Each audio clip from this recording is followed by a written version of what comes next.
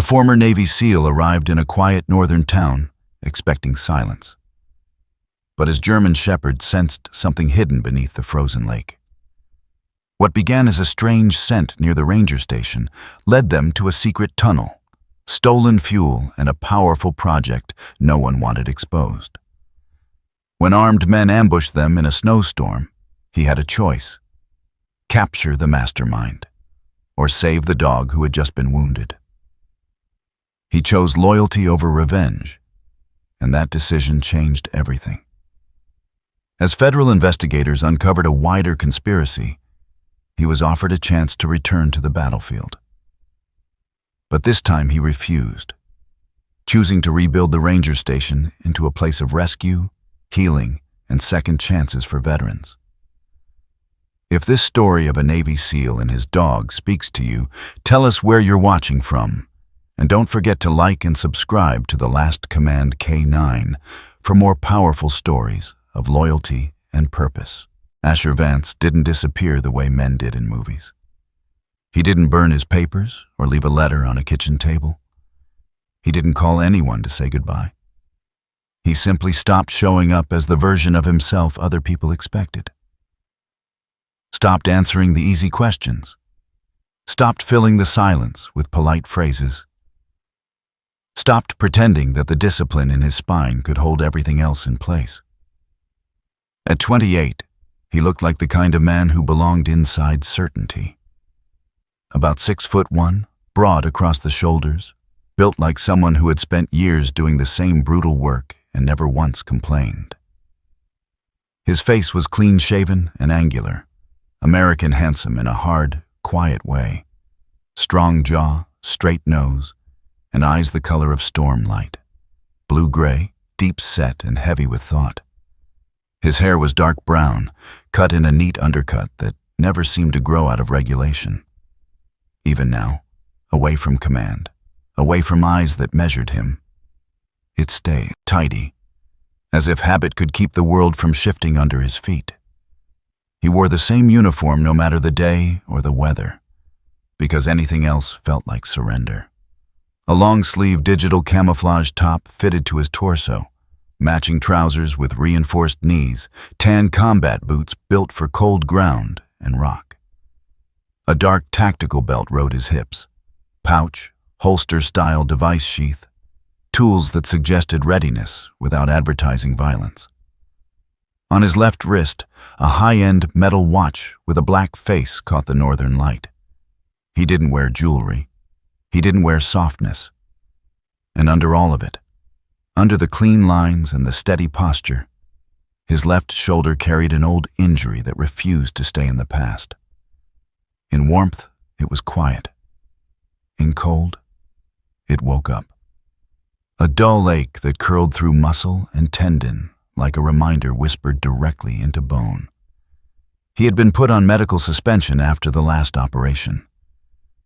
Not because he couldn't perform, but because the chain of events had left questions no one wanted answered too loudly.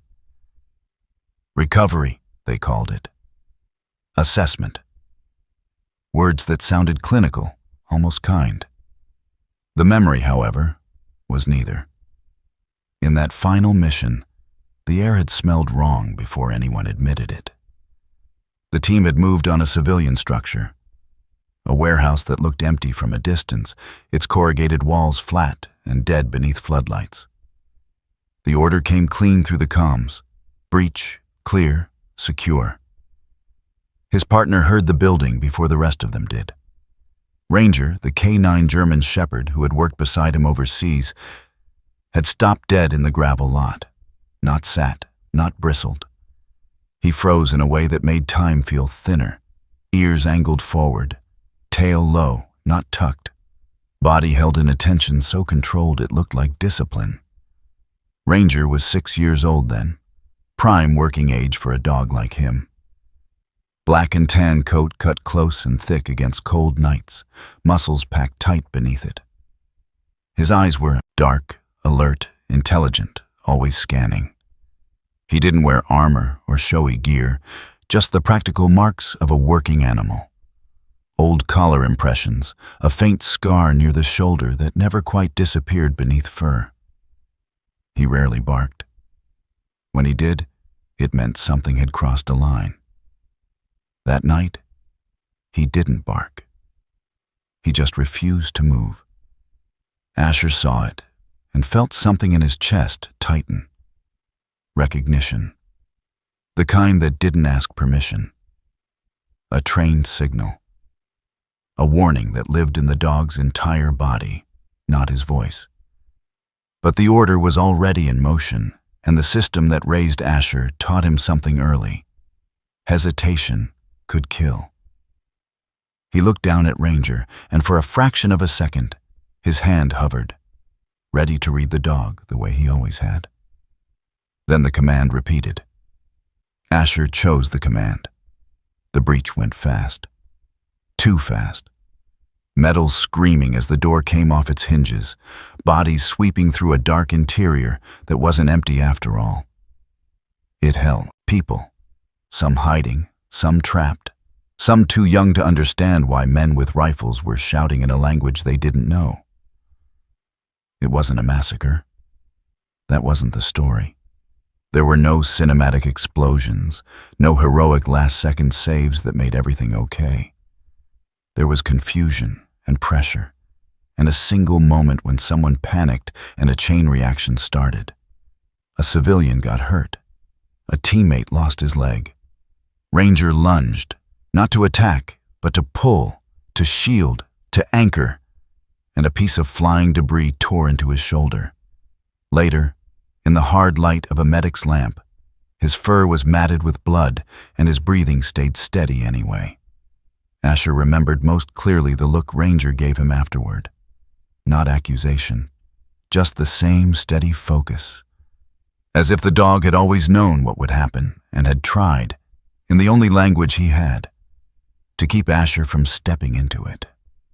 That was what haunted Asher more than the blast, more than the paperwork, more than the silence that followed him back home. He hadn't listened. He hadn't trusted the one partner who had never lied to him. So when they told him to stand down, to recover, to let his mind settle, Asher didn't argue. He didn't plead. He didn't even feel relief. He felt empty. An emptiness, he discovered, demanded either noise or distance. He chose distance. The northern drive was long enough for the world to thin out. Highways became two-lane roads.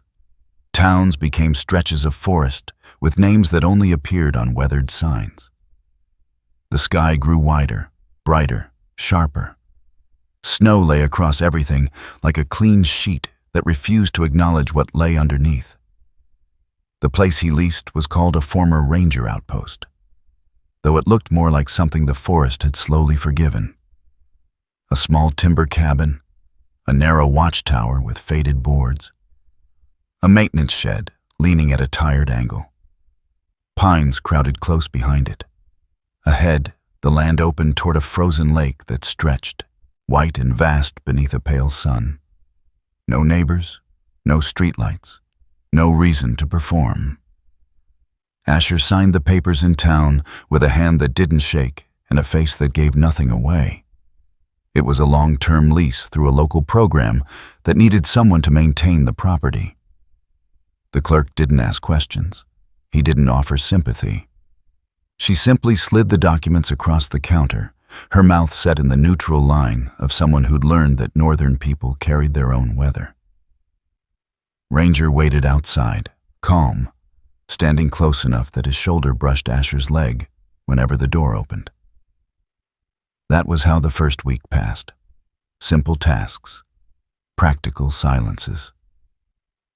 Asher patched a broken window, checked the generator, split wood until his palm stung.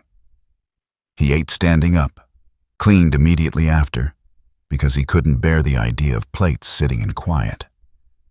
He slept in short stretches, waking before dawn as if his body still believed someone would call his name over. Comms. Ranger moved through the property like a professional, not a pet. He traced the perimeter with his nose low, pausing at places where the snow smelled different. His ears flicked at distant sounds that never reached Asher's attention. Most of the time he looked relaxed, tail low, posture steady. But there were moments, small, almost invisible changes. A sudden stop near the lakeside dock, a longer sniff along the edge of the shed. The way his body angled toward the watchtower as if listening to something deeper than wind. Asher noticed, but he didn't press. He told himself it was nothing. A new environment, old instincts, the dog adjusting. He wanted the same permission for himself. Then the night came when the lake looked too bright. It wasn't full moon. It wasn't a storm. The sky was clear and cold, stars scattered sharp as ice chips. Asher sat at the small kitchen table with a mug of coffee that had gone lukewarm, his hands wrapped around it more for the sensation than the warmth. Ranger lay near the door, head on his paws, eyes half-lidded. The cabin creaked as temperatures dropped. Wind slid through the pines, a normal northern night. Then Ranger rose, not quickly, not urgently, smooth, controlled. He walked to the door and stood there, body still, ears forward.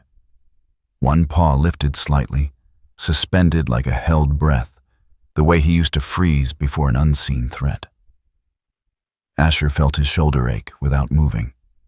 The pain always arrived like a prediction. "What is it?" he asked softly, though he knew Ranger wouldn't answer. Ranger didn't look back. He stared past the cabin, past the yard, toward the lake. Asher set the mug down and crossed the room. The floorboards were cold, even through socks. He opened the door and stepped outside, the air cutting clean into his lungs. At first he saw nothing.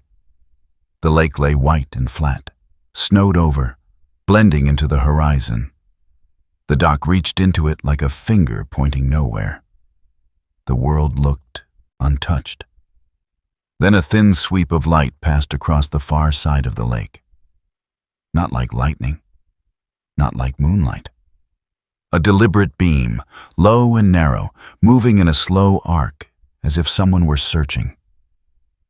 Asher's pulse did not jump into panic. It slowed into focus, the way it always did when training took over. He watched the beam skim the snow, vanish behind a line of trees, then reappear once, brief, faint, before cutting out entirely. Darkness returned as if nothing had happened. Ranger remained still beside him, chest rising and falling evenly. Asher stood in the cold for a long moment, listening. No engines, no voices, no footsteps, only the wind and the quiet. He could have dismissed it, could have told himself it was a hunter, a lost tourist, someone checking ice thickness with a headlamp. He almost did. But Ranger's body didn't relax, and Asher had learned the cost of ignoring that. He closed the door and locked it, not because he felt afraid, but because he felt awake. He didn't sleep much after that. Morning came clean and bright, the kind of northern morning that looked innocent on purpose. Sunlight spilled over the tree line and turned the snow into a field of glitter. The lake lay still, smooth, a vast white plain beneath a pale blue sky. Asher stepped outside with Ranger at his side. The dog moved quietly, no leash needed, staying close as if the air itself had shifted. They walked toward the dock. At first the snow looked undisturbed, until Ranger stopped. He didn't freeze this time. He lowered his head and sniffed, then stepped carefully to the left, guiding Asher with the subtle authority of a working partner. Asher crouched and brushed the top layer of snow aside with his gloved hand. Beneath it, the lake ice was marked. A cut line, long and shallow, like someone had scored the surface with a tool. The snow had been pulled back over it, careful, hiding the shape. Asher traced it with his eyes. Not random, not cracked naturally, intentional. He stood slowly, his breath visible in the sun. Somewhere in his chest, the emptiness shifted, not filling, not healing, but changing shape. He looked down at Ranger. The dog's ears were upright, eyes fixed on the open lake, posture calm but ready. Asher felt the old instinct to minimize, to walk away, to return to the cabin and pretend this place was only quiet. He swallowed that instinct like a bitter pill. "It's just an illegal fisherman," he murmured, more to himself than to the dog. A way to keep the mind from running too far ahead. Ranger didn't move, didn't blink. He simply stood there, watching, as if waiting for Asher to decide whether he would listen this time. And in the bright northern morning, with the lake shining like a blank page, Asher realized something simple and unsettling. Ranger wasn't on vacation. Ranger was working. The lake looked harmless in daylight. That was what bothered Asher. The snow lay clean and undisturbed beyond the shallow scoring he had found the morning before. The cut in the ice was deliberate, yes, but it was subtle, hidden under a careful sweep of white. Someone had taken time to conceal it. Time meant planning. Planning meant purpose. Ranger moved ahead of him along the dock, paws steady despite the slick frost. The German shepherd's black and tan coat caught the morning light, the darker saddle along his back sharp against the white landscape. His movements were fluid, but economical. Not excited, not anxious, focused. Halfway down the dock, Ranger's head snapped slightly to the right. His nose lifted, testing the air. Then he lowered it again and moved toward the shore rather than out onto the lake. Asher followed without speaking. Near the base of the dock, partly shielded by wind-packed snow, Ranger stopped and inhaled deeply. His body went still. Not the full freeze from the previous night, but a tightening. Asher crouched. He smelled it a second later, faint. Diesel, fresh, not the stale residue from old machinery, not the ghost of a snowmobile from weeks ago. This was recent, within hours. Asher's mind worked through possibilities automatically. Fishermen, maintenance crews, illegal transport. He brushed snow aside near the dock's edge and found impressions in the ice. Not footprints, but drag marks. Parallel, narrow, as if something cylindrical had been rolled or pulled. He traced the marks toward the tree line. At the shoreline, a length of steel cable lay partly buried under snow. The end was frayed, not torn, but cut. Cleanly. With bolt cutters or something similar. He lifted it. The metal was cold and sharp, not rusted, recently severed. Ranger stood over his shoulder, ears forward. "This isn't random," Asher muttered. The old part of him, the trained part, wanted to catalog, measure, escalate. The other part, the exhausted, Pondertenson, wanted to shrug it off. It's not your mission, it's not your problem. But diesel and cut cable didn't belong to wind or winter. By midday, Asher drove into town. The settlement was small, built around a main road that curved lazily between a grocery store, a hardware supply shop, a diner, and a low municipal building that housed the ranger office. Snowbanks edged the sidewalks like walls. He parked in front of the municipal building and stepped inside. The office smelled faintly of coffee and paper. Behind a desk cluttered with maps and a desktop computer sat Evelyn Hart. She looked up as he entered. Evelyn was in her early 30s, 32, maybe 35 at most.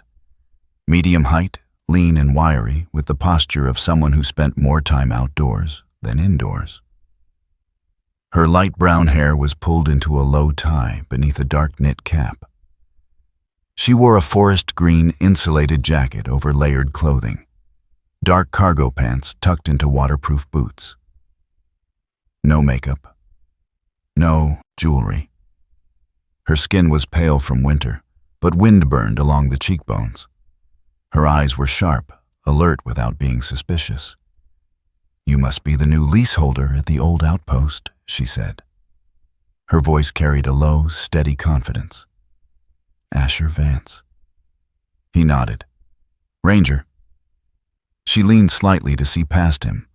Ranger stood just inside the doorway, calm, observant.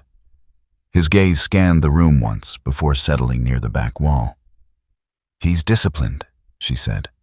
"He's working," Asher replied. A faint, almost amused flicker passed through her expression. "What can I help you with?" Asher described the diesel smell, the cable, the marks. Evelyn listened without interrupting. When he finished, she stood and walked to a large wall map. "The lake's been quiet this season," she said, tracing a line along the western shore. "Used to be maintenance tunnels beneath that side. Old federal infrastructure from decades ago. Ice monitoring, water flow management. Most of it was sealed when budgets shifted." "Sealed," Asher repeated. "In theory." She folded her arms. Access points were reinforced, but a few external hatches were never completely removed. Too expensive. She met his eyes. If someone wanted to move something discreetly, under ice cover, using old channels, it wouldn't be impossible. That tightened something inside him. "Has there been any authorized maintenance?" "Not this winter." "And no scheduled fuel deliveries?" She shook her head. "Snowmobiles, maybe. But diesel in that quantity? Unlikely." Her gaze flicked toward Ranger again. "He sensed something else?" "He doesn't relax," Asher said. That was enough. Evelyn pulled on her gloves. "Let's take a look." They drove separately back toward the outpost. Evelyn followed his truck up the narrow road, tires crunching over packed snow. When they arrived, Ranger was already alert before Asher had opened the door. He stepped out, first scanning. Evelyn approached with a steady stride, no dramatics, no hesitation. They circled the property. Ranger led them toward the watchtower, a narrow structure that rose above the tree line, just enough to provide sight over the lake. Halfway up the ladder, Ranger hesitated. Not fear. Attention. Inside the tower, the wooden floorboards were old, sun-faded, cracked in places. Except one section. A square near the center looked newer, slightly different grain, cleaner edges. Asher knelt. His fingers traced the seam. "Recently replaced," he said. Evelyn crouched opposite him. "That wasn't there last year." Ranger stood over the spot, ears angled downward, body rigid. Asher pried the board loose with a multi-tool.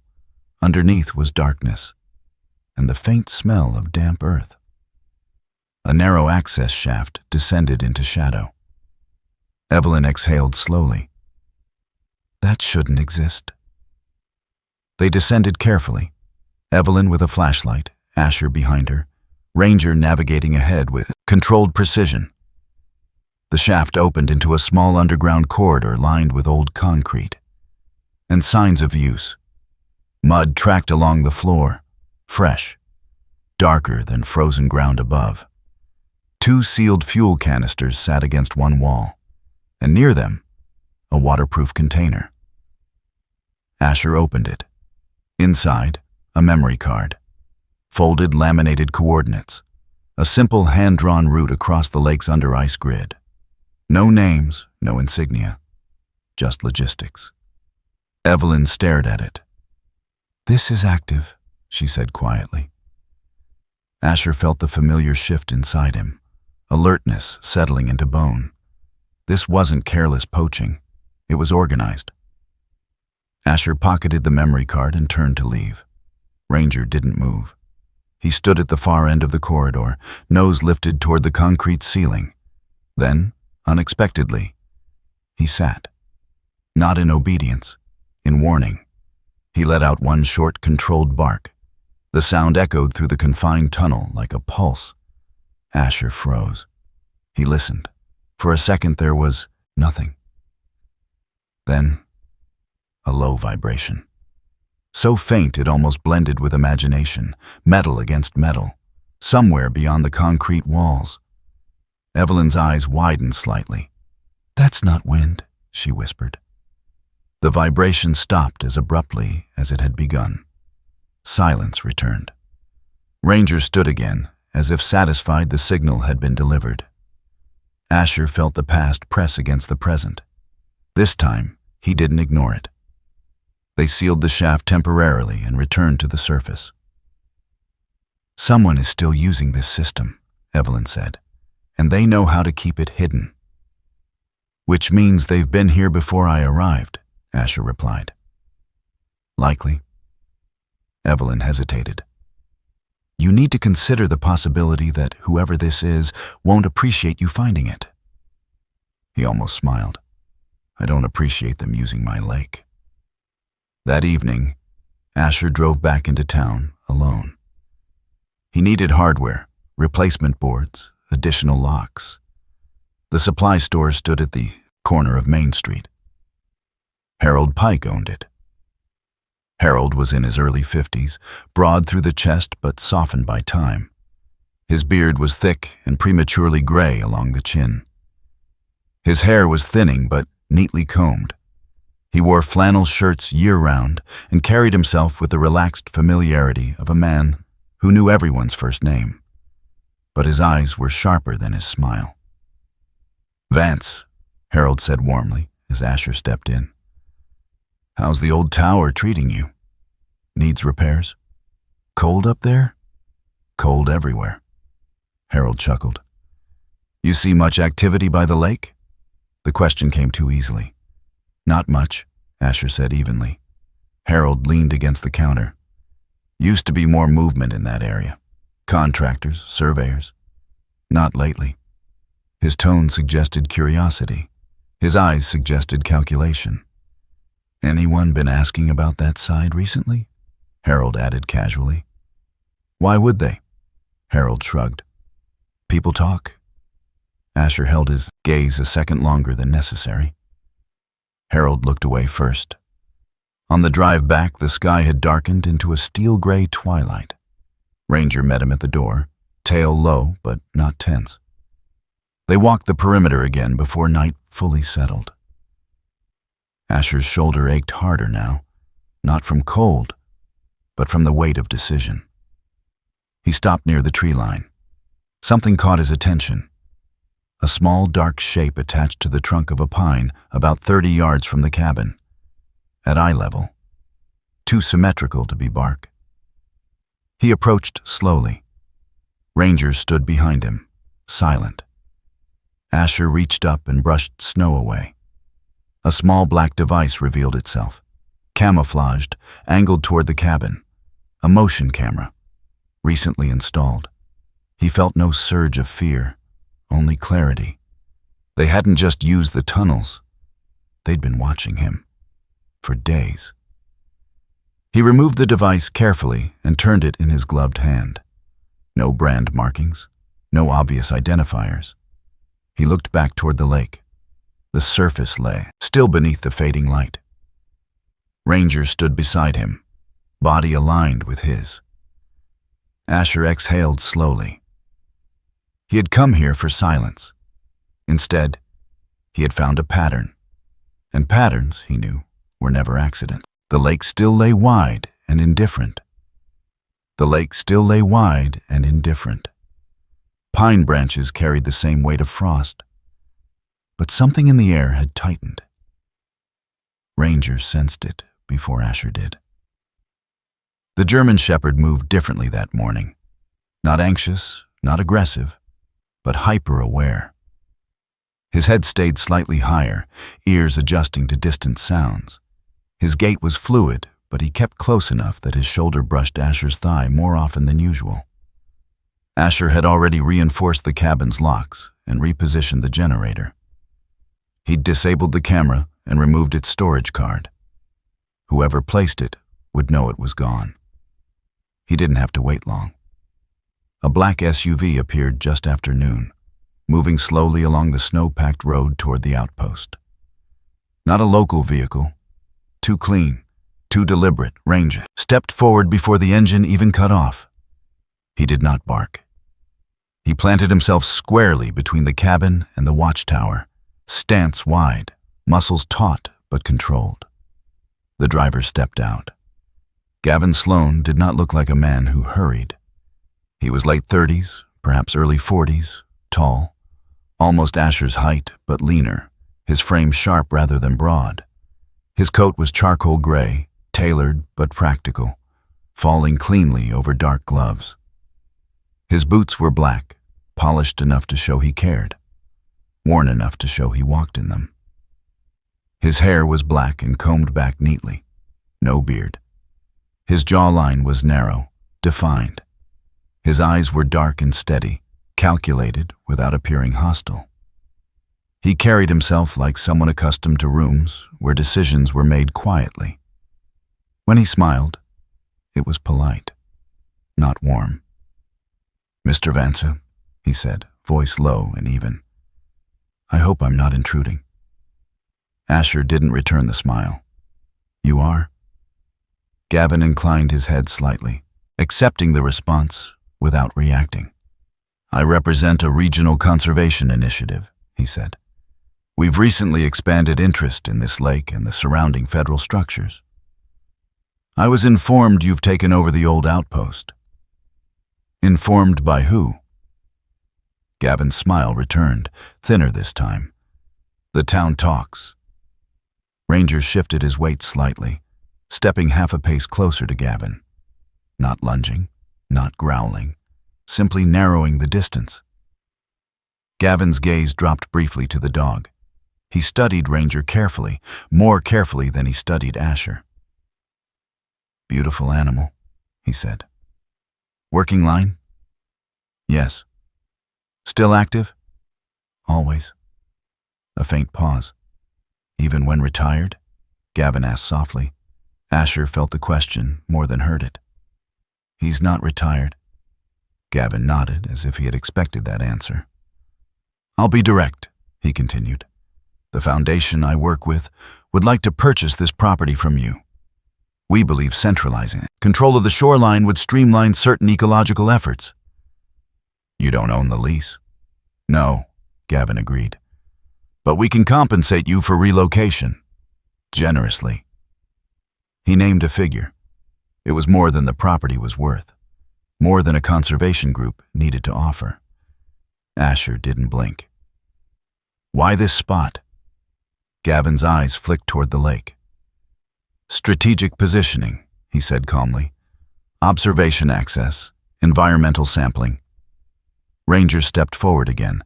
This time, he stopped directly between Gavin and the watchtower. Still silent. Still steady. But immovable.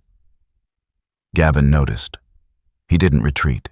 He simply adjusted his stance slightly, as if respecting a boundary without acknowledging it. "I understand you've had a demanding career," Gavin continued. "Sometimes stepping away is healthy, peaceful. This place can offer that, or we can help you find somewhere quieter." "I didn't ask for help." "No," Gavin said evenly, "but sometimes it's offered anyway." The wind lifted slightly across the snow.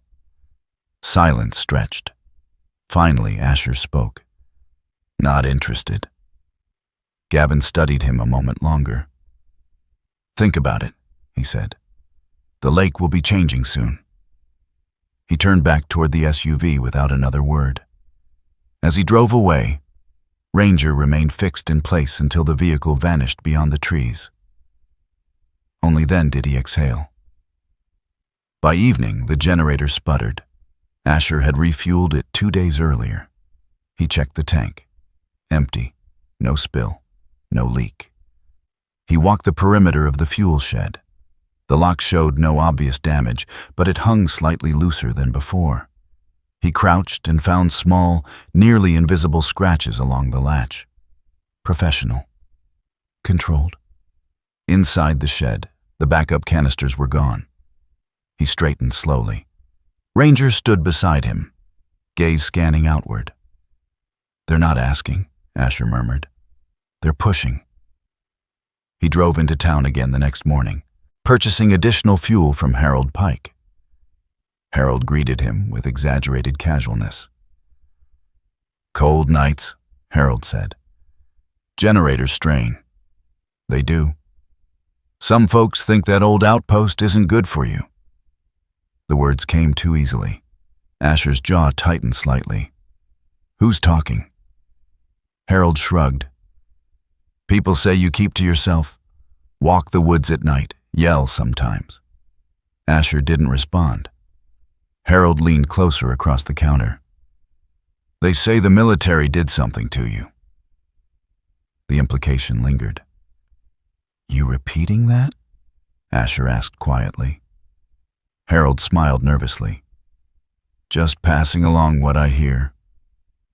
Asher paid and left without another word. Outside, 2 men near the diner watched him longer than necessary. Rumors traveled faster than snowstorms in small towns. That night, something changed. Asher stepped outside just before midnight to clear frost from the truck windshield. The sky was overcast, the lake invisible beyond the dark. Ranger followed. Halfway across the yard, Ranger stopped abruptly, not freezing toward the lake, not tracking scent along the ground. Instead, he turned his head slowly toward the tree line behind the cabin, a direction he had never reacted to before. His ears flattened slightly. Not fear. Recognition. Asher's breath slowed. He didn't see movement, but he felt it. Not a presence like imagination. Weight. Eyes. Watching from the trees, Ranger let out a single low growl. The sound vibrated deep in his chest, restrained but unmistakable. Then, as suddenly as it began, Ranger's posture shifted. He lifted his head, calm again. Whatever had been there, if anything had been there, was gone. Asher stood in the dark a moment longer. The realization settled slowly. They weren't just being monitored from a distance. Someone had come closer. Much closer. The next day, Evelyn stopped by without notice. She parked briskly and stepped out, boots crunching in snow. "You had visitors?" she said. "You're aware?" "Black SUV," she replied. "Registered to a holding group tied to a private environmental consultancy. They've been filing permits in adjacent counties." "And here?" "Nothing official." Asher nodded.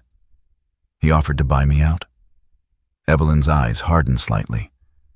"That tracks." She hesitated. "There's chatter in town about you. I've noticed." "Be careful," she said quietly. "Isolation works against you here. If they paint you unstable, any complaint you file will sound defensive."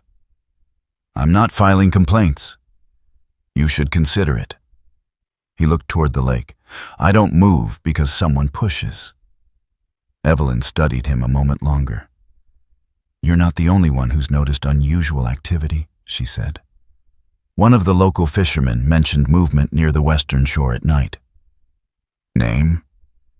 "Tom Barrett." She paused. "Older man, late 60s, lived here his whole life. Reliable? He doesn't scare easy." Asher absorbed that. Later that afternoon, he saw Tom for himself. Tom Barrett was exactly the kind of man the town had grown around. Weathered face, skin permanently lined from wind and sun, white beard trimmed short, thick shoulders beneath a faded canvas jacket. He walked with a slight stiffness in his right leg, the result of a logging accident decades earlier. Tom nodded once at Asher near the lake access road. "You're the soldier," he said bluntly. "Asher."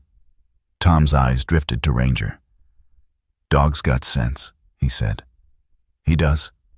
Tom looked toward the western shoreline. "Seen things lately," he said. "Movements under the ice. Not natural." "When?" "Last few nights." Asher's pulse steadied. "Report it?" Tom snorted softly. To who? The conservation boys? He spat lightly into the snow. They don't fish. Asher held his gaze. Be careful, he said. Tom shrugged. I've seen worse. That evening, as darkness settled early over the lake, Asher stood inside the cabin, watching frost build along the window's edge. The system wasn't chaotic. It was methodical. Offer, pressure, isolation, discredit, control. His shoulder throbbed faintly, but he ignored it. Ranger lay near the door, head raised, eyes half open but alert. Outside, the lake remained quiet, but somewhere within that quiet, a shift had begun. And just after dawn the following morning, word reached town. Tom Barrett hadn't come home from fishing. His snowmobile was found near the western shoreline. The ice beyond it showed disturbance. No body, no blood, just absence. Tom Barrett's absence did not feel like a headline. It felt like a subtraction. The town responded the way small towns often did. Quietly, carefully, unwilling to name fear too loudly. Snowmobiles were sent out along the shoreline at first light. A volunteer search group formed without being asked. Radios crackled, faces tightened. Asher stood at the western edge of the lake, boots planted firm in wind-packed snow. Ranger was at his side, not restless, but keyed in. His dark eyes were fixed on the ice in front of them, ears angled forward, tail level with his spine. The surface here looked different, subtle, but different. The snow had a smoother glaze in one patch, as if it had been disturbed and then allowed to settle again. Asher crouched and ran a gloved hand across it. Beneath the powder, the ice showed a faint oval area where freezing had occurred more recently. The texture was slightly cloudier, air trapped under a refrozen surface. Something heavy, Asher murmured. He followed the faint marks outward. They weren't footprints this time. They were drag lines, deep grooves that ended abruptly. He straightened slowly. Under, he said. Ranger stepped forward and lowered himself onto the ice. Carefully, controlled. He pressed one ear against the frozen surface. It wasn't a trick, not theatrics. It was something working dogs were trained to do, listen through structure. Asher knelt beside him. At first there was nothing. Then, a faint vibration. Metallic, rhythmic, distant. Not wind, not cracking ice. Movement. Ranger lifted his head sharply and looked toward the far western tree line. That direction again. Asher stood and scanned the horizon. No vehicles, no smoke, no visible disturbance. But his pulse had shifted into operational focus. This isn't over, he said quietly. They moved along the western edge until the shoreline dipped into a natural depression where brush and frozen reeds clustered.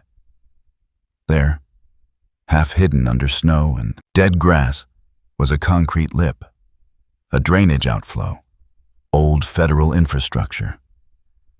Asher cleared away ice and found the rusted metal hatch partially ajar. Not forced. Used. He drew a steady breath and gestured to Ranger. They descended. The air below was damp and metallic. The concrete corridor was narrow but stable, sloping gently toward the lake's underside. Water dripped somewhere in the dark. Asher moved slowly, flashlight angled low. Ranger stayed ahead, but close enough to respond instantly. 20 yards in, the corridor widened, and there, against the far wall, was a man. Tom Barrett. He wasn't tied in chains. He wasn't beaten bloody. He was restrained with plastic zip ties, wrists bound behind him, ankles secured. His thick canvas jacket was soaked at the sleeves. His beard clung with frost. His eyes opened when the light hit him. Damn, Tom rasped. Relief flickered across his weathered face. but pride kept it from becoming gratitude. Asher cut the restraints, quickly. "You hurt?" he asked. Tom shook his head slowly. "They didn't want me dead," he said. "Not yet." Ranger stood over him briefly, sniffing his shoulder and boots, confirming scent, confirming life. Tom tried to sit upright. "They're moving stuff under the lake," he said hoarsely. "Metal crates, fuel drums, using sled tracks beneath the ice. I saw them from the tree line." "How many?" "3, maybe 4. "Armed?" Tom hesitated. "Didn't see rifles, but didn't need to." Asher scanned the corridor. Near the corner, stacked partially behind a low concrete partition, were steel containers, not industrially marked, but uniform. Clean welds, recently transported. He crouched and ran a hand along one surface. Cold, solid. He pried open the lid of the nearest crate just enough to look inside. Inside were sealed components, electronics, precision instruments, unlabeled, but clearly not environmental sampling tools. Illegal transport wasn't a guess anymore. It was fact. Asher stepped back, mind racing through options.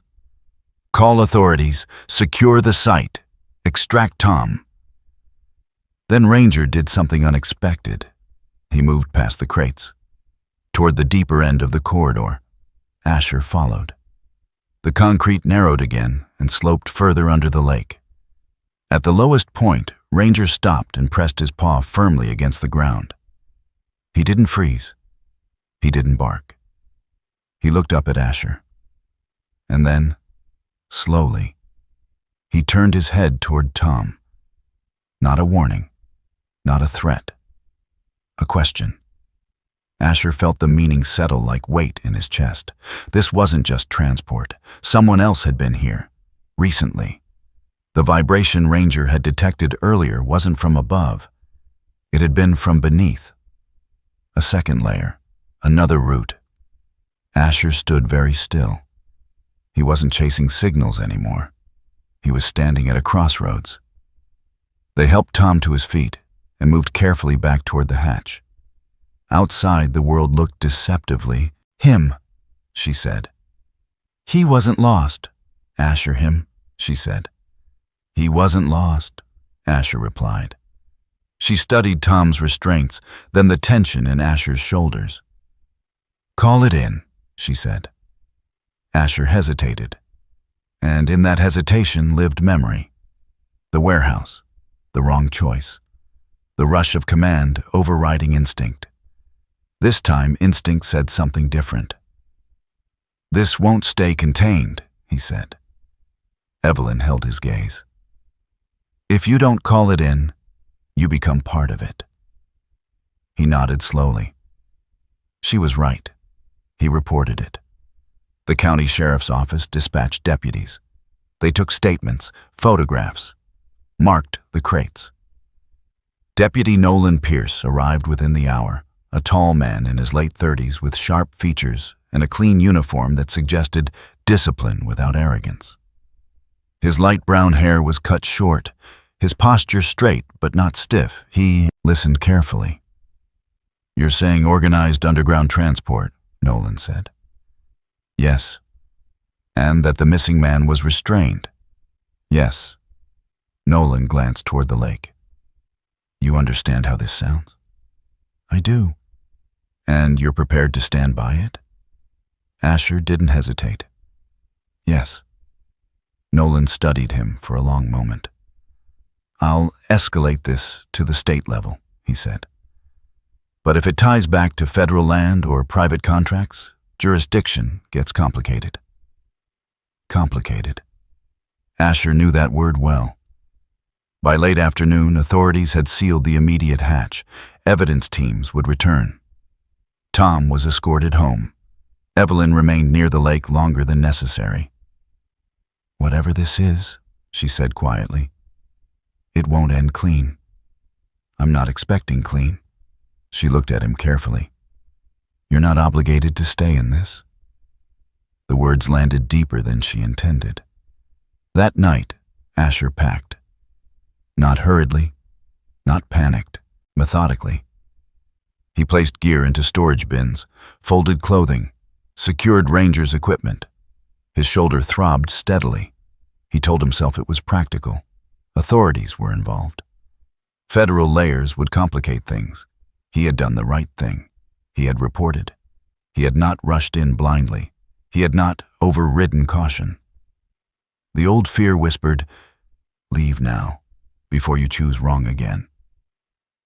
He loaded the final case into the truck bed. Ranger stood near the gate, watching. The engine turned over with a low rumble. Headlights cut through the dark yard. Asher shifted into drive. The truck rolled forward and stopped. Ranger had stepped directly in front of the vehicle, not erratically, not in panic. He stood squarely, centered between the beams of light. Asher leaned forward. "Move," he said evenly. Ranger did not flinch. His ears were upright, his gaze unwavering. Asher felt anger rise, not at the dog, but at the pressure behind the moment. "I said move." Ranger's body did not shift. The truck idled. Snow drifted lightly across the hood. Asher stared at the outline of the dog he had once ignored. He remembered the warehouse, the freeze, the choice. He had chosen command over instinct. This time, command was fear. Fear of repeating mistakes, fear of escalating conflict, fear of becoming unstable in the eyes of a town already whispering. He closed his eyes briefly. The engine hummed. When he opened them again, Ranger was still there. Not defiant, not stubborn, present, waiting. Asher's hand hovered over the gear shift, then moved to the ignition. The engine cut off. Silence rushed in. The headlights dimmed. Ranger relaxed slightly, but did not step aside. Asher exhaled slowly. He understood now. Leaving wasn't neutrality. Leaving was a choice. And it wasn't instinct telling him to go. It was fear. He stepped out of the truck. Cold air hit his lungs sharply. He walked toward Ranger and rested a hand lightly against the dog's neck. "I'm not running," he said quietly. Ranger leaned into the touch. The lake lay dark beyond them. The system had applied pressure. But the decision was no longer about signs or signals. It was about what he would choose to stand in. And for the first time since the warehouse, Asher chose without waiting for orders. Justice did not arrive clean. It arrived with consequence. The morning after Asher chose to stay, the town felt different again. Not louder, not more chaotic. Just tightened, as if invisible threads were being pulled in a direction no one wanted to name. Harold Pike stood behind the counter of his supply store that afternoon, his broad shoulders hunched more than usual. His thick gray beard twitched when he spoke, fingers tapping the edge of the register in restless patterns. He had always been a man who preferred neutrality, middle ground, safe alignment. But fear had a way of shifting loyalties. When Gavin Sloan stepped into the store, Harold didn't greet him with the same casual warmth he offered locals. Gavin removed his gloves slowly, dark eyes steady. "He found it," Harold said under his breath. Gavin didn't ask what. "How much?" he asked calmly. "The tunnels? The crates?" "The old man." Gavin studied Harold's face for several seconds. "Did you tell him?" Gavin asked. "No," Harold replied quickly. "I didn't say a word." Gavin's gaze didn't soften. "You told me." Harold swallowed. "He won't leave," Harold added. "He had the engine running. Dog stopped him." Something unreadable flickered in Gavin's expression. "Then we adjust," he said quietly. The storm rolled in that evening, like something calculated rather than natural. Not a blizzard, not dramatic. Just a steady curtain of fine snow carried by a cold wind that distorted visibility and softened sound. Asher sensed it before the first flakes hit the ground. Ranger sensed it earlier. The German shepherd paced the perimeter once, then twice. His gait was smooth, but tension coiled beneath his movements. His ears pivoted constantly, his nose cut through the air, reading layers that human senses could not. Asher stepped out onto the porch and let the cold hit his face. The lake beyond was already fading into white haze. "They won't wait long," murmured. Ranger didn't look at him. He was listening. The first sign was not sound. It was silence. The small, natural noises that usually layered the night, creaking wood, wind in branches, seemed to flatten. Then Ranger's body shifted. He didn't freeze toward the lake this time. He turned toward the trees near the access road. His head lowered slightly, tail still but not tucked. Asher followed his line of sight. Nothing visible. But Ranger took 3 slow steps forward, angling his body toward a snowbank that hadn't been there the day before. The drift was slightly raised, too uniform. And then Asher saw it. A subtle indentation in the snow, not from weight, but from breath. Condensation against freezing air. Someone was crouched inside the bank. Asher didn't shout. He moved. The first shot cracked through the air a second later, not aimed to kill. A warning. The bullet struck metal on the watchtower's side, splintering wood and sending shards outward. Ranger launched, not recklessly, not blindly. He drove low, using the storm as cover. 2 figures emerged from the tree line, dark shapes in winter gear. Not uniformed, not chaotic, organized. One carried a rifle but angled it upward deliberately. Another moved toward the tower's rear. Gavin stepped into view from the tree line. He wasn't wearing his long gray coat now. Instead, he wore a fitted tactical jacket in dark charcoal, boots laced tight. Snow clung to his hair but did not disturb his calm expression. "You were warned," Gavin called over the wind. Asher's shoulder burned as he shifted into position.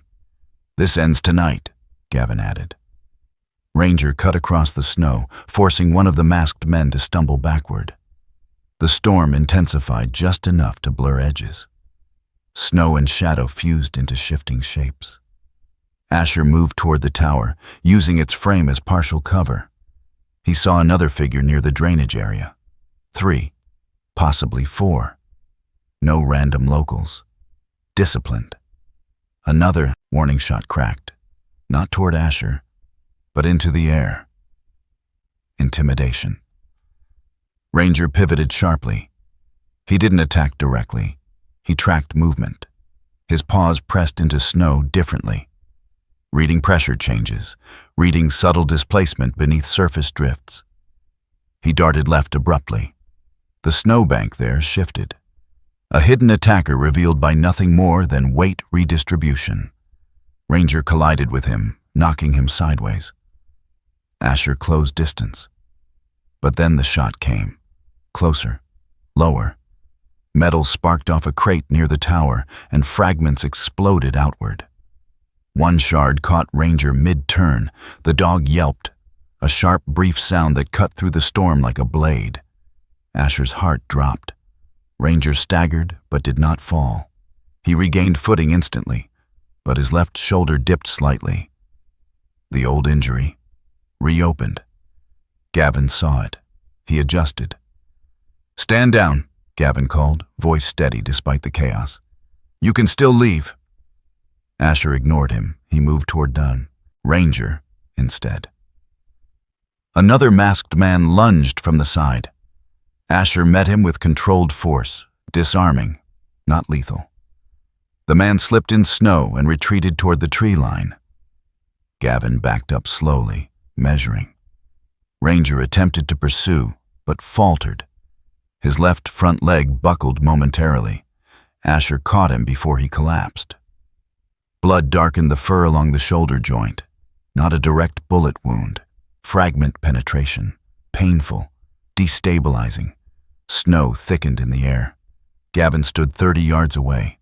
For a split second, everything narrowed. Asher could reach him. If he left Ranger, if he crossed that distance, if he finished it. The opportunity was clean, calculated, final. Ranger tried to rise again. His breath came steady, but strained. His eyes met Asher's. No command, no plea, just presence. The memory of the warehouse flashed through Asher's mind. Not as noise, but as clarity. The moment he had chosen forward motion over instinct.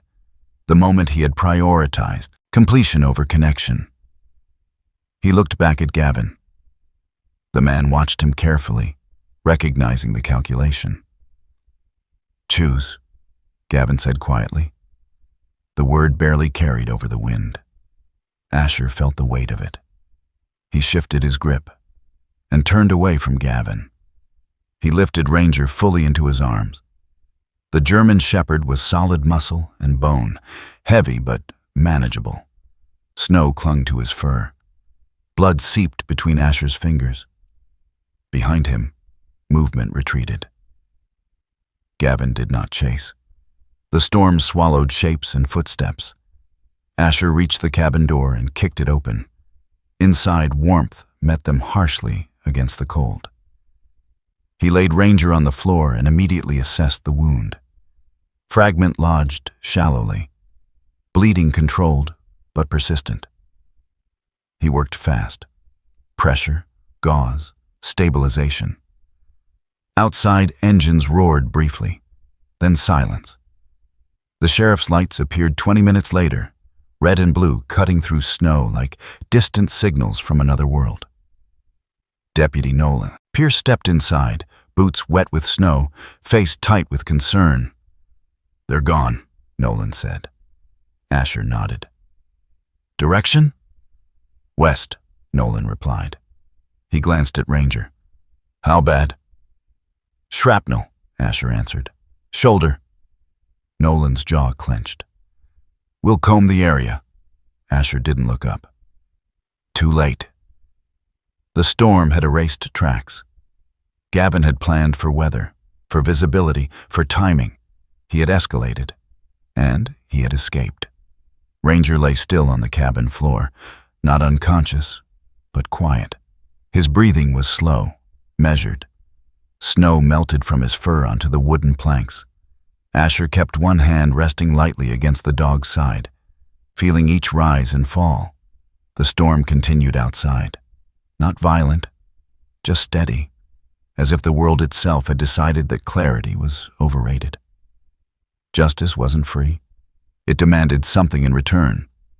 And tonight, it had taken blood. Not enough to kill, enough to remind.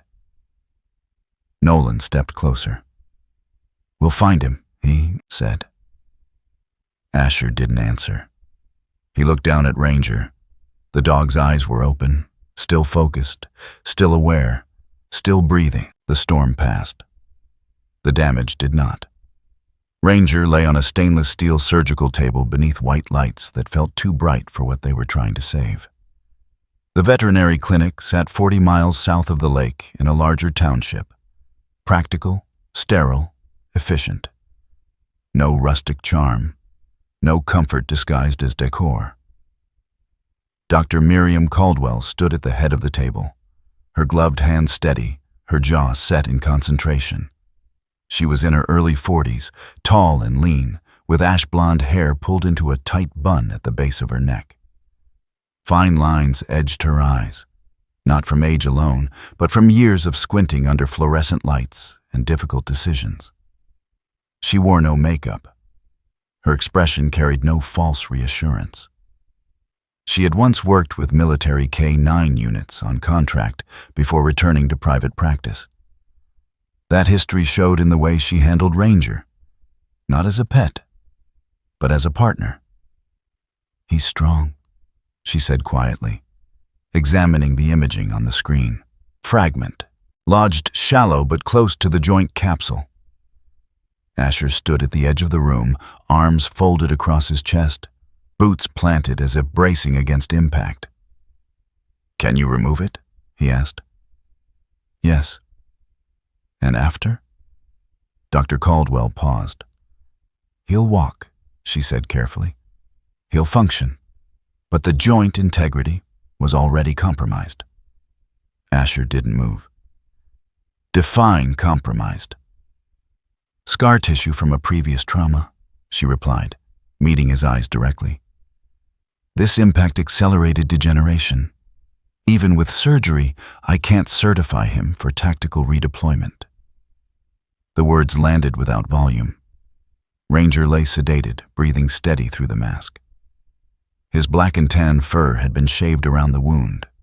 The skin beneath looked vulnerable, pink and exposed, a reminder that beneath muscle and discipline, there was still fragility. "He's 6, Asher said quietly. "I know," Dr. Caldwell replied. "Prime age, but recovery isn't just about age. It's about strain. High-intensity work would risk permanent damage." Asher's jaw tightened. Dr. Caldwell softened slightly. "He saved your life?" she asked. Asher hesitated. "He chose me," he said. She nodded once. "Then let him choose something else now." Recovery was slower than the surgery. Ranger woke groggy but alert, eyes searching until they locked onto Asher. No panic, just confirmation. He attempted to shift position immediately. Asher placed a steady hand against his neck. "Easy." The dog exhaled and settled. 3 weeks passed in controlled limitation. No running, no perimeter sweeps, short leash walks only, cold compresses, medication. The lake outside the cabin shifted from rigid white to fractured gray. Under federal oversight, investigators sealed the western drainage system entirely. Evidence from the crates was cataloged. Documents surfaced tying a shell foundation, Project Lumen, to discrete environmental research contracts across state lines. Deputy Nolan Pierce visited twice with updates. His uniform remained sharp, but fatigue edged his features now. The case had grown larger than county jurisdiction. "Federal task forces involved," Nolan said one afternoon, standing near the cabin's porch. "They're tracing logistics chains." "And Gavin?" Asher asked. "No arrest yet." "Why?" "Evidence is layered. Contracts are layered." He insulated himself. Asher nodded slowly. Nolan studied him. "You handled the incident well," Nolan added. "State liaison mentioned your background. There's talk." "About?" "About bringing you back in. Advisory role. Tactical consultant." Asher didn't respond immediately. Inside, Ranger shifted on his bedding, testing his weight cautiously. Late one afternoon, as thaw began creeping across the shoreline, Ranger did something unexpected. He stood without prompting. The sun was higher now than it had been in months, pale gold across melting ice. Asher had been reviewing paperwork from federal investigators when he heard the soft thud of paws against wood. Ranger moved slowly across the room, no limp, not fully stable, but deliberate. He walked to the open doorway and stepped onto the porch. Asher followed, breath catching. Ranger did not look at the lake. He looked at the sky, long and steady, as if measuring something beyond physical ground. The wind carried the faint scent of wet earth. Ranger inhaled deeply, and then, for the first time since surgery, he wagged his tail. Not exuberant, just once, controlled. Asher felt something shift inside him. Not relief, recognition. Ranger wasn't mourning what he'd lost. He was adapting. 2 days later, Asher received a call from a number he hadn't seen in months. Commander Elias Ward. Ward was in his early 50s, broad-shouldered, with iron-gray hair cut close and eyes that missed nothing. He had mentored Asher through selection, had once pulled him aside after a fail drill and said, precision isn't about speed, it's about awareness. Ward's voice over the line was measured. "You made headlines up there," Ward said. "That wasn't my intention." "It rarely is." A pause. "We could use someone with your field experience on a stateside advisory rotation, short-term, non-deployable, strategic oversight." Asher looked toward Ranger lying near the doorway. "Why me?" he asked. "Because you chose not to escalate," Ward replied. "You chose restraint. That matters." Asher absorbed that. "You're cleared medically?" Ward asked. "For limited activity. And the dog?" "He's not returning to field work." Another pause. "You know retirement isn't weakness," Ward said. "I know," Asher replied. But what he understood now ran deeper. In the weeks following the attack, Project Lumen began unraveling publicly. News outlets framed it as a misuse of environmental funding. Private transport of restricted materials under frozen waterways. Jurisdictional gaps exploited. Gavin's name surfaced in documents, but always one layer removed from direct authorization. He had not disappeared. He had repositioned. Evelyn visited often, bringing local updates. She moved through the cabin easily now, no longer cautious of Ranger's presence. "He won't serve again," she said gently one evening. "He already has," Asher replied. She studied him carefully. "And you?" He didn't answer immediately. The old instinct whispered, "Return, reclaim, prove." But another voice, quieter, steadier, spoke too. "Stay, listen, rebuild differently." He thought of the warehouse, the moment he overrode instinct, the cost of obedience without awareness. He thought of the storm, the choice he had made not to pursue Gavin at the expense of Ranger, the cost of justice, and the value of presence. He called Commander Ward back the next morning. "I appreciate the offer," Asher said. "I know you do," Ward replied. "But I'm declining." Silence stretched. "Reason?" Ward asked. "I'm choosing a different mission," Asher said calmly. Ward did not argue. "You've earned that right," he said quietly. When the call ended, Asher stepped outside. Spring edged closer with every thawing crack across the lake. Sheets of ice fractured into floating segments. Water shimmered in exposed channels. Ranger stepped beside him carefully, placing weight evenly on all four legs. His shoulder bore a faint scar where fur would never grow quite the same. He wasn't built for sprinting through gunfire anymore. But he wasn't broken. Asher crouched and ran a hand along the dog's neck. "We're not done," he said softly. "Just different." In town, some still whispered. Others watched with curiosity. But the pressure had shifted. Federal presence discouraged overt aggression. Harold avoided eye contact entirely now. Evelyn coordinated with outside agencies carefully.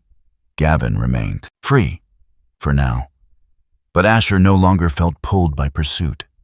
He felt anchored by choice. Ranger began light training again, not combat drills, but search patterns suited for rescue. Tracking without engagement, listening without pursuit. The lake continued to thaw. Water lapped softly against emerging shoreline. One morning, under clear blue sky, Ranger walked 10 full yards without hesitation. Asher stood nearby, hands in pockets, watching carefully. The dog paused, lifted his head toward the widening horizon, and held steady. Not waiting for command, not seeking one, simply present. Asher felt something quiet settle into place. He had once believed purpose required a battlefield. Now he understood it required alignment. And as the ice finally began to break apart in audible cracks across the lake, Asher no longer felt suspended between who he had been and who he might become. He felt rooted, The system had applied pressure. It had cost blood. It had exposed corruption. But it had also revealed something else: choice. And this time, he had made it without waiting for permission. Spring did not arrive with applause. It arrived quietly, through softened ground, through the steady drip of thawing icicles, through the smell of wet pine carried on mild northern air. The ranger station no longer felt like an outpost. It felt inhabited, not by tension, by intention. Asher stood on the wooden porch at dawn, sleeves rolled to his forearms, watching the final sheets of lake ice fracture and drift apart. The water was no longer steel gray. It carried flecks of blue now, movement instead of stillness. Behind him, the station's interior had changed. Maps once marked with patrol grids were replaced with evacuation routes. Tactical shelves had given way to first aid stations. A section of the main room had been cleared to create open floor space. Mats laid down carefully, weighted with sandbags to prevent shifting. A hand-painted sign leaned against the wall, not yet mounted: Northern Civil Response and Veteran Recovery. The letters were precise, but not ornamental. Asher preferred clarity over decoration. The decision had not been impulsive. After declining the advisory return, he had spent weeks considering what staying truly meant. Staying without pursuit, staying without resentment. Healing, he had learned, was not retreat. It was repositioning. Ranger lay near the top step of the porch, his black and tan coat catching morning light. The fur around his left shoulder had grown back unevenly, thinner over the scar tissue. He did not carry himself like a broken dog. He carried himself like one who had recalibrated. He no longer scanned tree lines for threats. He watched water. He tracked wind. He rested more. But his eyes remained alert, deep brown, steady, reflective. Evelyn Hart emerged from the tree-lined trail carrying a stack of supply crates balanced easily against her hip. She moved with practical confidence, boots crunching lightly against thawing gravel. Her green ranger jacket had been replaced with a lighter field vest over a long-sleeved thermal. Her brown hair, usually tied back tightly, hung in a loose braid over one shoulder. Strands had begun to lighten in the sun. She had made a decision, too. Officially, she remained a state conservation officer. Unofficially, she had become something else, a partner. "You're up early," she said. "I prefer the lake before it remembers noise," Asher replied. Evelyn placed the crates down. "3 vets confirmed for the first session," she said. "1 with shoulder trauma, 1 with anxiety-related sleep disorder, 1 still on limited mobility." Asher nodded. "Any issues with permits?" "County approved. Federal liaison hasn't objected." She paused, studying him. "You know this won't stay small." "I don't need it to." Ranger rose slowly and stepped down from the porch, approaching Evelyn with calm curiosity. He didn't jump, didn't circle. He simply stood beside her and waited. She scratched behind his ear lightly. "You're officially staff now," she told him. Ranger's tail moved once. By late afternoon, 3 men stood uncertainly near the shoreline. Marcus Alvarez was the first to introduce himself. Early 30s, compact build, dark hair cropped close, a thin scar crossing his left cheekbone. He carried himself stiffly, not out of arrogance, but out of practiced control. His eyes shifted constantly, assessing exits, distances. Behind him stood Daniel Price, taller, lean, with sandy hair and hands that trembled faintly when idle.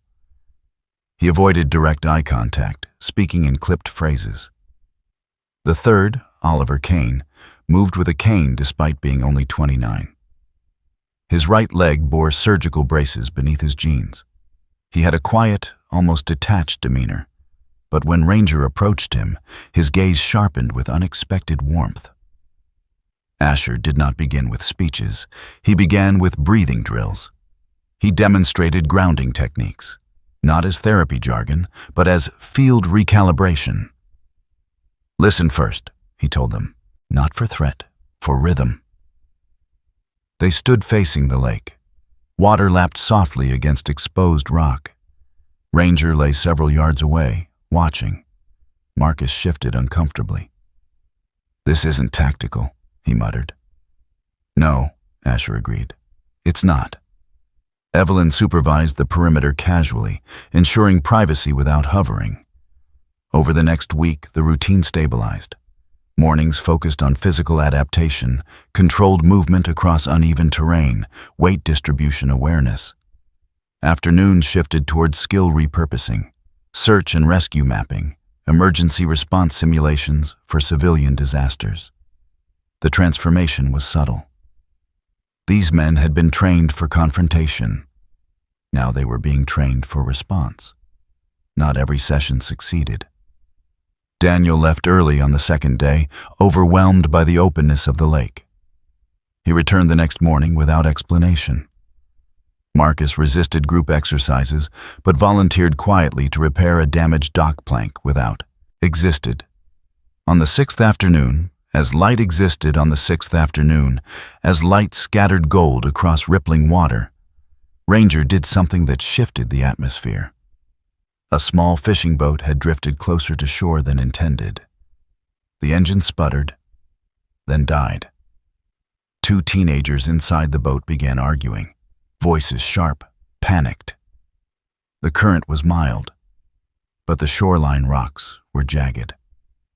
Before Asher spoke, before Evelyn moved, Ranger stood. He walked down the slope, not running, not urgent, but direct. He positioned himself at the water's edge, body angled toward the drifting boat. He did not bark. He did not growl. He simply fixed his gaze on the teenagers. Something in his stillness broke their panic. The arguing stopped. One of them adjusted the oars clumsily. The other restarted the engine with trembling hands. The boat corrected its path and moved safely toward the public dock farther east. Ranger remained where he was until the vessel cleared the shallow rocks. Then he turned back toward the station. Marcus exhaled slowly. "That dog didn't just react," he said quietly. "No," Asher replied. "He assessed." Marcus looked at Ranger differently after that. Not as a retired K-9. As something intact, news outlets continued unraveling Project Lumen. Investigative journalists mapped financial trails across multiple states. Environmental oversight boards uncovered similar research sites operating under different names. Patterns emerged. But Asher did not follow every update. He read enough to remain informed, not enough to be consumed. Gavin Sloan's name surfaced occasionally in reports, always couched in careful language. Alleged, associated, under review. No arrest. Yet. Evelyn closed her laptop one evening and leaned against the porch railing. "There are more sites," she said quietly. "They're finding them in Montana, in Maine." Asher nodded. "I know. You don't want to pursue?" He looked out over the water, now fully open, ice remnants gone. "Not like before," he said. Evelyn studied him. "You're not afraid of escalation?" "No." "Then what?" "I'm not chasing something to prove I can win." He glanced toward Ranger, lying on the top step again. "I'm building something that doesn't require permission." Silence settled comfortably between them. Healing, Asher realized, did not erase memory. It changed its weight. The past no longer pulled him forward by force. It stood behind him, steady but quiet. The first official training cohort concluded 3 weeks later. Marcus shook Asher's hand firmly. "Didn't expect this," he admitted. "Neither did I," Asher replied. Daniel lingered near the lake before leaving, breathing deeper than he had on arrival. Oliver knelt beside Ranger one last time. "Thank you," he said softly. Ranger rested his head briefly against Oliver's knee. No ceremony, no miracle, just continuity. That evening, as the sun descended low and reflected molten orange across the lake's surface, Asher sat on the porch beside Ranger. Evelyn had already headed back toward town. The station lights glowed faintly behind him. Wind carried warmth instead of frost. Ranger lay stretched beside him, breathing even and untroubled. Asher ran his fingers gently through the fur at the back of his neck. "There are dogs trained to follow orders," he said quietly. Ranger's ear twitched slightly. "And then there are dogs who follow purpose." The lake shimmered. The shoreline no longer looked like a boundary. It looked like a beginning. Asher did not feel triumphant. He felt aligned. No supernatural sign, no prophecy fulfilled. Just a man who had finally stopped mistaking silence for strength. And a dog who had never confused instinct with fear. The sun dipped lower. Ranger's breathing remained steady. The water moved without resistance. And for the first time since the storm, Asher did not feel suspended between action and aftermath. He felt present, not healed by forgetting, healed by staying. Sometimes we wait for miracles to arrive like lightning, loud, undeniable, impossible to ignore. But most miracles do not come that way. They come quietly. In the moment you choose to stay instead of run. In the decision to protect instead of pursue. In the courage to listen to the voice you once silenced. Maybe God does not always part the waters in front of us. Maybe sometimes He simply places the right companion beside us. A loyal dog, a steady friend, a second chance. And waits to see if we will recognize the gift. Asher did not witness something supernatural. He made a choice. And perhaps that is where faith truly lives. Not in spectacle, but in obedience to what is good, even when no one is watching. In our everyday lives, we face smaller storms, pressure, fear, expectations, old habits that tell us to walk away. But what if the miracle is not escape? What if the miracle is standing still long enough to choose differently? If this story touched you, take a moment to reflect on the quiet miracles in your own life. Share this story with someone who might need encouragement. Leave a comment about a moment when you chose courage over fear. Subscribe to the channel so we can continue sharing stories about purpose, resilience, and faith. May God watch over you and your family. May He give you wisdom when decisions feel heavy. May He place loyal hearts beside you when the path feels uncertain. And may you always have the strength to follow purpose. Not just orders,